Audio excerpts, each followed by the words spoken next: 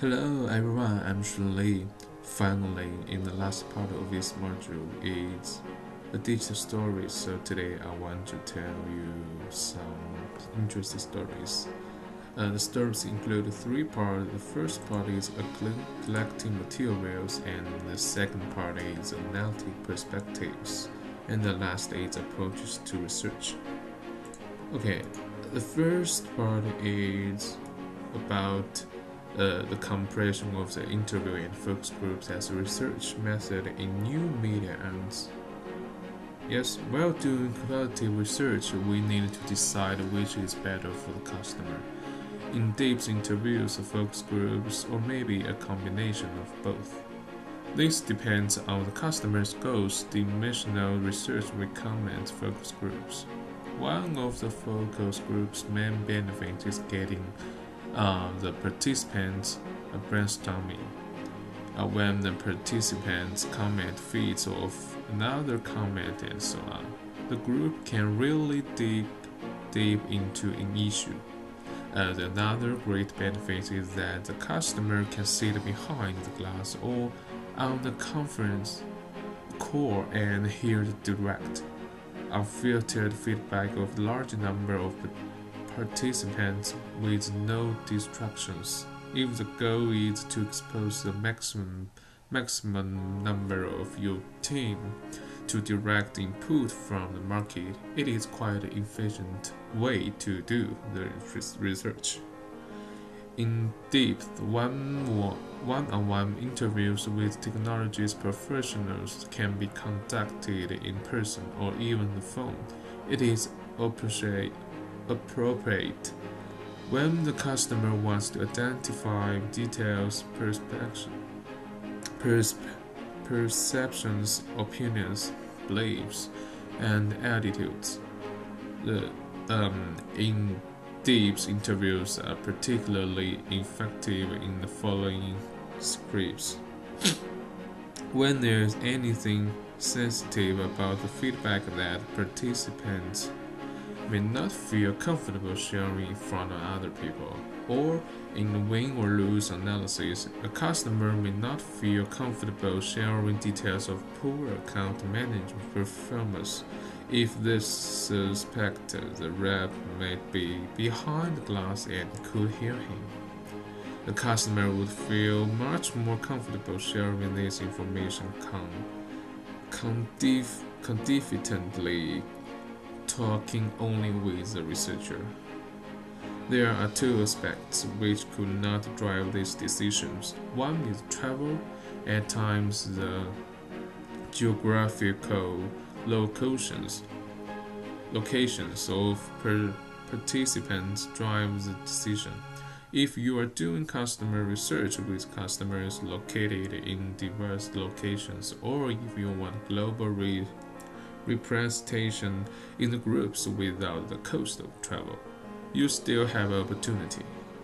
The one-on-one nature of a phone interviews is an easy choice, the other is cost. An important consideration certainly is cost. As a rule of thumb, focus groups and interviews cost about the same per participant. So, with the exception of travel, not a consideration for phone interviews or online focus groups. And the next part is uncompared and qualitative research on development of the new media in the modern society. Yes, during data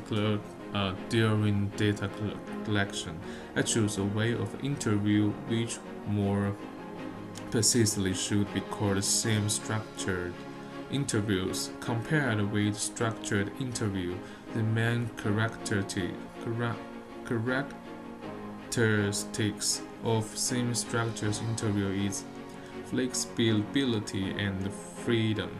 It can give full play to the intuitive flexibility and creativity of the interviewer and the interviewee, and is in favor of the adaptation of ever-changing circumstances. The serve the new situations and new problems which are not considered in the original design, and the deeper discussion on social problems. Slaverman believes that it allows interviewees to ask important questions which are not included in the plan. In my case, the main problem I said is what is new media art and the new media art is what? I read out these questions in the notebook and I find it is good way. If I disagree from the subject in the process of the interview, it will remind I to come back to the theme of the interview.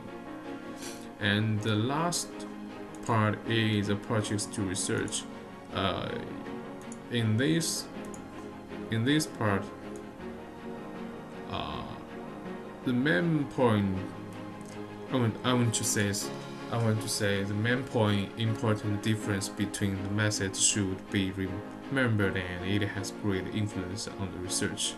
Narrative analysis emphasizes the speech act and the skills of talking about different things. It helps us to learn the way people exactly talk about issues, stress themselves, and contact things.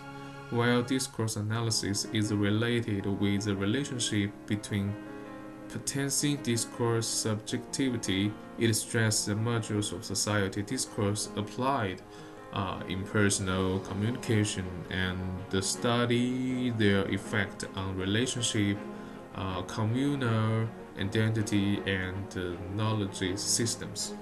Certainly, these two methods engage with the idea of identity. However, narrative has a more personal frame, and discourse has a more generalized frame as it deals with the grand society. Although narrative is concerned with individual stories, it still pays attention to a unique touch in the story. Besides, there are differences between the structures of narrative and the discourse analysis. Lober and Walensky purpose that one need to consider six separate elements of narrative while doing a narrative analysis. The elements are action, evolution, abstract and complicating, resolution, and recitation. Coda. They believe that through this modern one can make certain experiences meaningful to himself and the audience. The elements is closely related with each other, making the story coherent. Well, doing discourse analysis, we can learn that the method have no regular structure and its models cannot be checked and applied in all situations. The constituents of discourse analysis rely on culture and the society where analysis is used.